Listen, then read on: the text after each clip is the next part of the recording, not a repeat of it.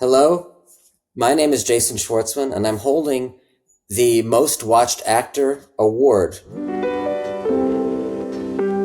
Totally mind blown, and in fact, when I heard about this, I maybe thought it was some type of prank, and then when I found out that it wasn't, I think I was a bit in shock because there are so many movies, there are so many actors, there are so many things in this world that to somehow have gotten filtered down to be the most of any of these things is quite overwhelming and meaningful, especially when it comes from this community, the Letterboxd community, because it's my people. I feel it's people who love movies and love movies enough to have a collection of them in a way, and to care about them enough to recommend them and to write them down when someone else does, and to talk about it and to give your opinion about it. That's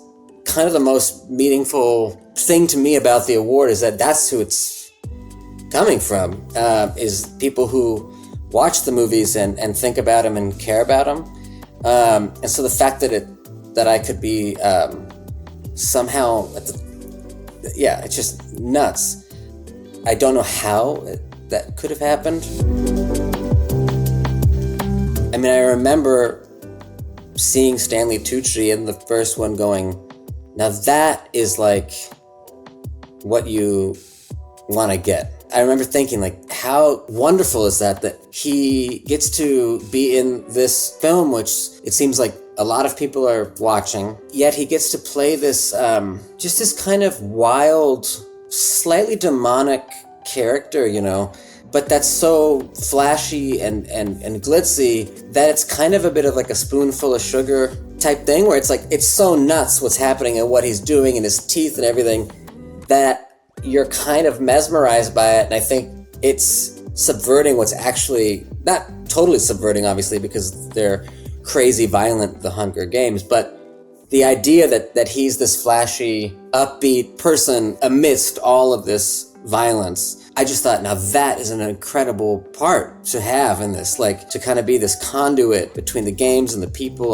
And I love Stanley Tucci. In fact, The Big Night is just such an important movie to me that I got married in 2009, and I was able to locate, there was actually a Big Night cookbook that was released based on the film, because I wanted to have my wedding be inspired by the food of the Big Night. To be able to do a prequel that kind of like set up his character, it was really fun, but so scary, because it's just a weird opportunity to try to be connected to something that you love that was from years prior, and now you're connected to it, and now you have something to do with it, and now you are responsible in some way for those things that have already happened. I just try to think, like, how can I try to make it different? The whole world is so different, like in the books and stuff, what's happening and the way people feel about these games. So my main feeling was, how can I set it up for him? And clearly he's like so successful in those movies that it obviously becomes a family business. So I was like, I've got to be good at this. Like, I've got to be a good host, or else they wouldn't hire me or my family ever again. Though the games weren't real, I felt like I've got to get good ratings, basically. I've got to be good every day, or else I won't get invited back. It was like a weird Back to the Future thing. I was like, because if I'm not good, it erases him. Francis Lawrence, the director, was basically like, we did the same thing with Stanley. It's just challenging when you have the games running and the violence and these scenes, where to put this character. And so he said, like, the most ideal situation would be if you could prepare basically like a full Hunger Games show, to have like a full-on Lucky Flickerman experience. Me and Michael Leslie, the writer, and Tobias Dostal, who is my magic coach, and Francis, we basically just tried to come up with as much stuff to keep the beach ball in the air, Basically, my whole thing with the character was he doesn't like watching it. That's why he makes jokes, because he has some trauma. He was probably in a war with his age.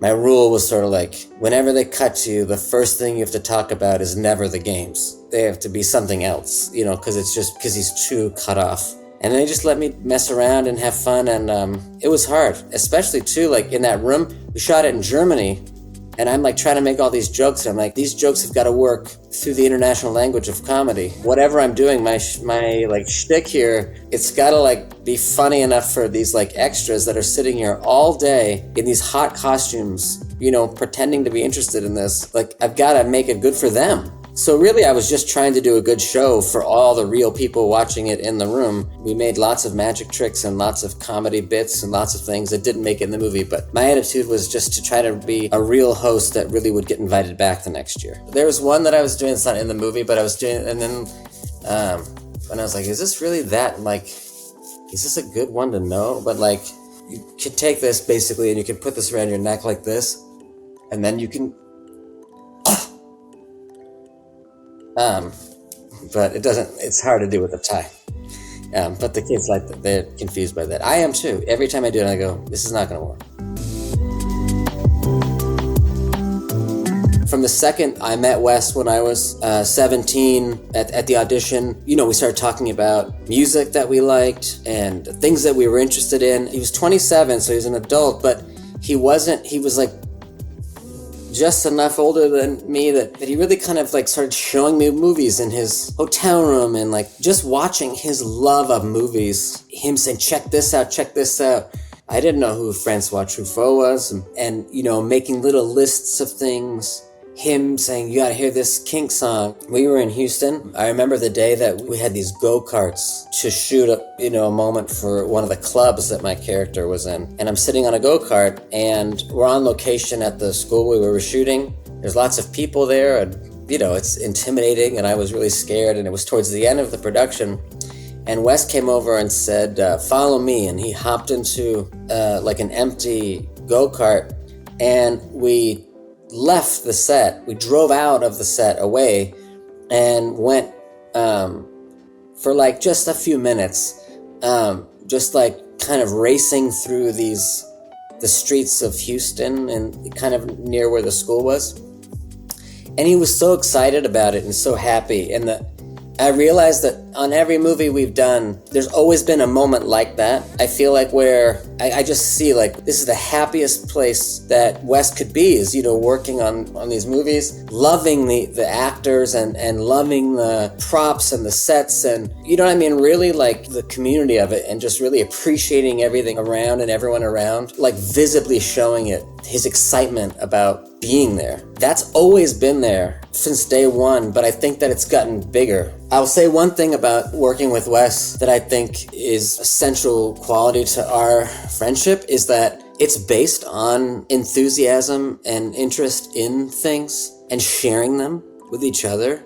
Like, one of the first things I feel like we do when we get together is just sort of, what movies are sitting over there on that counter, or you know, what book is that? Because that's the quickest way to, I think, like, find out where your friends are at. Just looking around at the objects in his house, like, or the books that are stacked, just like you, like behind you, those books, like, you know, it's such a great way to learn about someone and to learn about what they're interested in. And that's really what this, you know, Letterboxd is about, is like the same thing. It's like the community of sharing and like enthusiasm for discovery.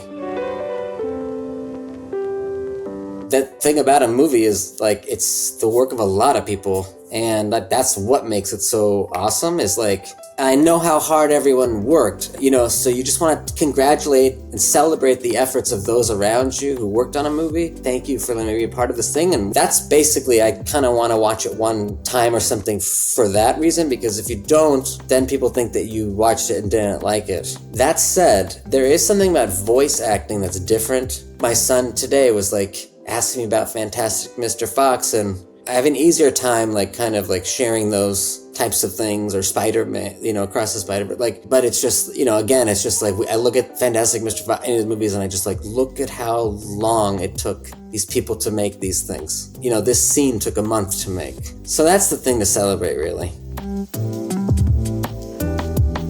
The other thing that I would say about this is, it's done wonders for me around the house with my children, who haven't really seen the work that I've done, they don't really know what I do.